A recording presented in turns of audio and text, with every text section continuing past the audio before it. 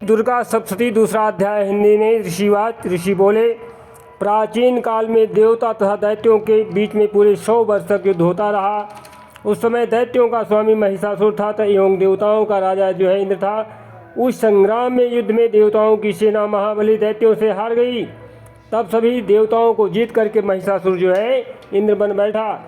हार खाकर सभी देवता जो है ब्रह्मा जी को अग्रणी बना करके वहाँ गए जहाँ विष्णु भगवान तथा शंकर जी विराजमान थे। वहाँ पर देवताओं ने महिषासुर के सभी उपद्रवों एवं अपने पराभव आदि का पूरा वृत्तांत का सुनाया। उन्होंने कहा, महिषासुर ने तो सूर्य, अग्नि, पवन, इंद्र, चंद्रमा तथा वरुण सबका अधिकार अपने पास रख लिया है। सभी देवताओं के अधिकार छीन लिया है और स्वयं ही सबका अधिष्ठाता बन बैठा है। उसने सभी देवताओं को स्वर्ग से निकाल दिया है। महिषासुर महादुरात्मा है। देवता पृथ्वी मृत्यु की भांति जो है विचर रहे हैं। जितने भी दुरात्मा हैं वह महिषासुर के अधिकार क्षेत्र में हो गए हैं और देवता भी जो है पृथ्वी पर मृत्युलोक में मृत्यों की भांति अर्थात मृतक के समान विचर रहे हैं। जैसे, हे प्रभु, अब हम आपकी शरण में आए हैं, उसके वध का कोई न कोई उपाय कीजिए। इस प्रकार से मधुसूदन तथा महादेव जी ने देवताओं के वचन सुने। उनकी क्रोध से भवें जो है तन गई। तब भगवान विष्णु ने मुख से एक महान तेज प्रकट किया और इसी प्रकार से ब्रह्मा तथा शंकर के मुख से भी महातेज प्रकट हुआ। दूसरे इंद्र आदि देवताओं के शरीर में भी इसी प्रकार से महान तेज प्रकट हो गया। सभी तेज मिलकर के एक हो गए। वह तेज पुंज अपना उग्र था, जैसे कि जलता हुआ पहाड़ हो। देवताओं ने देखा कि उसकी ज्वालाएं सभी दिशाओं में फैल रही हैं। जब वह एक हुआ तो नारी के रूप में आ गया। उसके प्रकाश से तीनों लोक भर गए। महादेव जी के तेज से उसका मुख प्रकट हुआ है। यम के तेज से उसके केश हुए और विष्णु के तेज से उस देवी की भुजाएं प्रकट हुई। चंद्रमा से दोनों स्तन, इंद्र के तेज से उसका कट प्रदेश और वरुण के तेज से जंघा व उर्व स्थल जो है, पृथ्वी के तेज से नितंबों का प्रादुर्भाव हुआ। ब्रह्मा जी के तेज से दोनों चरणों, सूर्य के तेज से चरणों की अंगुलियां और वसुओं के तेज से हाथों की अंगुलियां, कुबेर के तेज से नासिका का आविर्भाव हुआ। उस देवी के दांत प्रजापति के तेज से प्रकट हुए। अग्नि के तेज से 3 नेत्र हुए। दोनों संध्याओं के तेज से जो है दोनों भवें, वायु के तेज से दोनों कान उत्पन्न हुए। इसी प्रकार दूसरे देवगणों के तेज द्वारा भगवती का प्रादुर्भाव हुआ। तब समस्त देवताओं के तेजपुंज से प्रकट हुई देवी जी को देख करके महिषासुर पीड़ित सभी देवता प्रसन्न हुए। इस प्रकार से जो है महादेव जी ने उस देवी को अपने शूल निकाल करके दे दिया। श्री विष्णु ने अपने सुदर्शन चक्र से चक्र प्रकट करके दिया। वरुण ने शंख दिया तथा अग्नि ने उसे शक्ति दी। मारुत ने जो है धनुष दिया और बाणों से भरपूर 2 तरकस दे दिए। देवराज इंद्र ने अपने वज्र से वज्र पैदा करके देवी को दिया और सहस्त्र ने इंद्र ने ऐरावत हाथी से घंटा दिया। यमराज ने कालदंड से दंड प्रदान किया। सागरपति ने रुद्राक्षमाला अर्पित की। ब्रह्मा ने कमंडल भेंट किया। सूर्य ने भगवती के सभी रोम कूपों में अपनी किरणें प्रदान की। काल ने तलवार दिया तथा उत्तम ढाल अर्पण की। इस प्रकार से क्षीरसागर ने हार कभी पुराने न होने वाले 2 वस्त्र भेंट किए। इसी प्रकार चूड़ामणि, दिव्य कुंडल तथा 2 कड़े की भी भेंट किया तथा चमकता हुआ अर्धचंद्र, सभी भुजाओं के लिए जो है बाजूबंद, चरणों के लिए नूपुर, कंठ के लिए सर्वोत्तम कंठुला भेंट किया। इसी प्रकार से सभी अंगुलियों के लिए रत्न जटित मुद्रिका ने भी प्रदान की।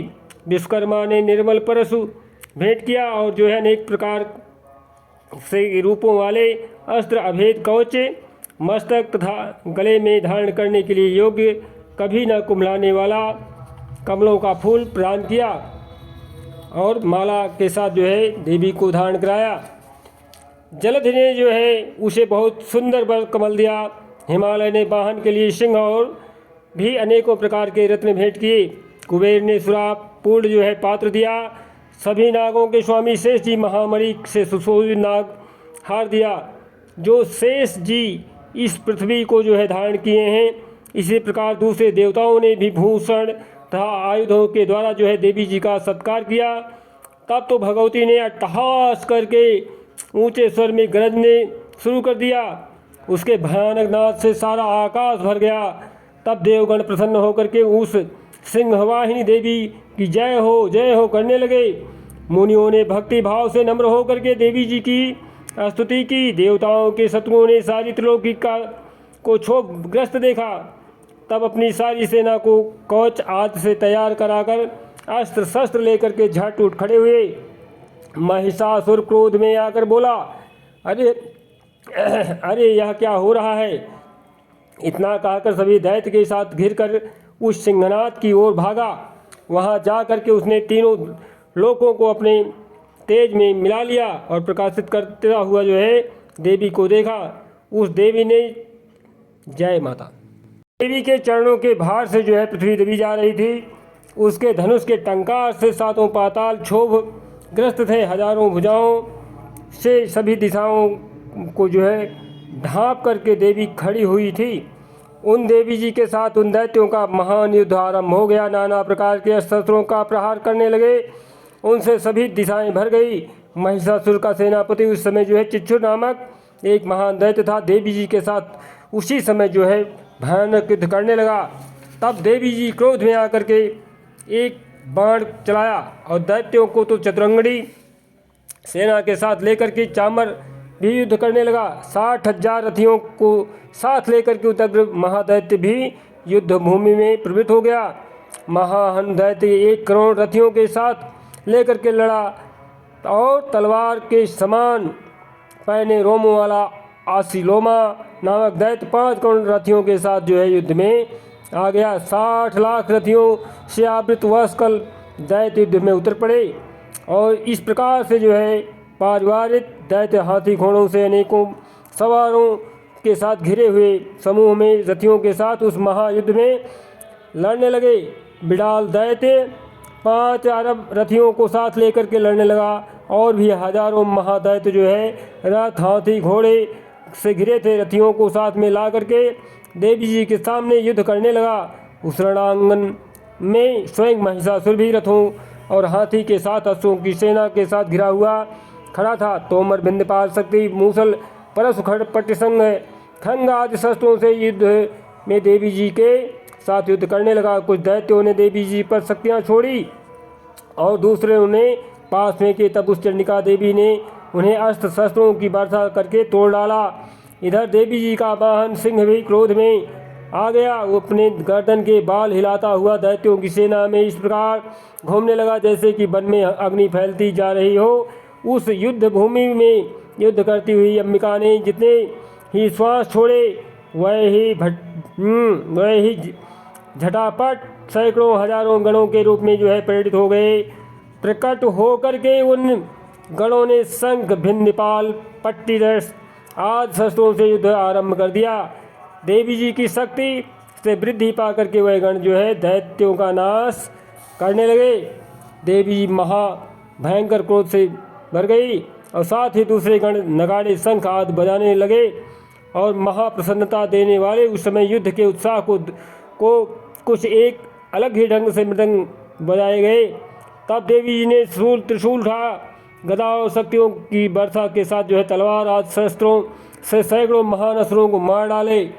दूसरे कितने ही दैत्यों का घंटा के भयप्रद से नाद से मूर्छित होकर के गिर गए। सभी दैत्य मारे गए। दैत्यों को पास से बांध करके पृथ्वी पर घसीट डाला। कितने तो गदा की चोट से घायल होकर के पृथ्वी पर गिर गए।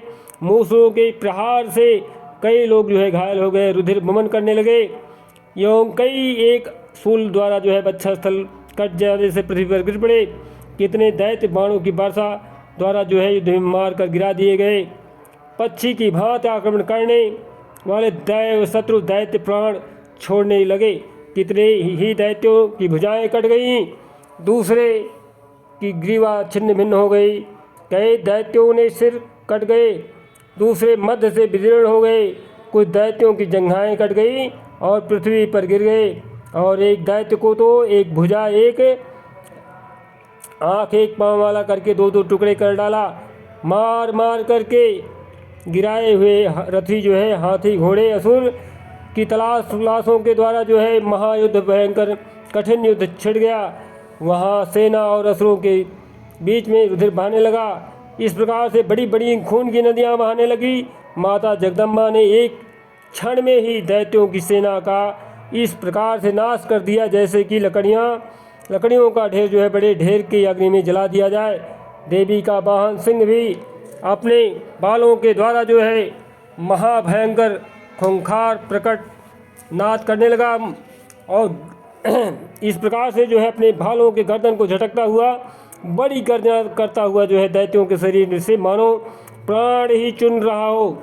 इस प्रकार से घूमने वाला देवी जी का उन गणों ने महाअसुरों के साथ बड़ा युद्ध किया, जिससे देवता प्रसन्न होकर के आकाश से पुष्पों की